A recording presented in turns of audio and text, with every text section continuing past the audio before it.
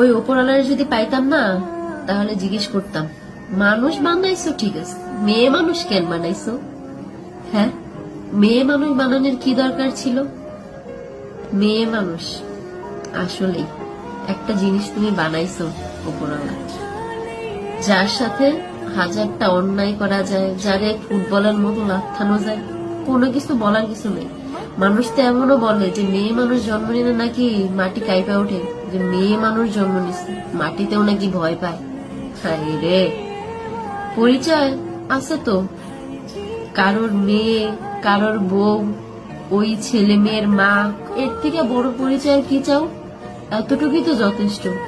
তারপরেও যদি কেউ পরিচয় বানাইতে যায়, তাহলে সমাজের মানুষ কি বলে জানেন?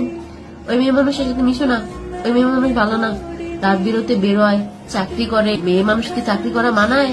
নিজের পরিচয় করব? মেয়ে মানুষের পরিচয় তো একটাই, হে হইলো কারো বউ, কারো মা। এর থেকে বড় পরিচয় মেয়ে মানুষের রইতে পারে? বিয়ের পরে বাবার বাড়িতে যাবেন, তারপরেও কি হবে জানেন? শ্বশুর শাশুড়ি জামাইয়ের অনুমতি লাগবে।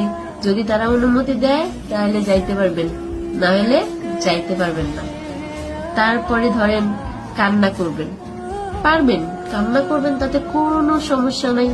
বালিশে মুখ গুজে কান্না করবেন, সংসারে সমস্ত কাজ করবেন, কান্না করতে পারেন, সমস্যা নাই। কিন্তু এই যে মুখটা আছে না, মুখে সব সময় মধুর মধুর কথা বলবেন, আর একটা সুন্দর হাসি রাখবেন, চোখের জল যেন কেউ দেখতে না পারে।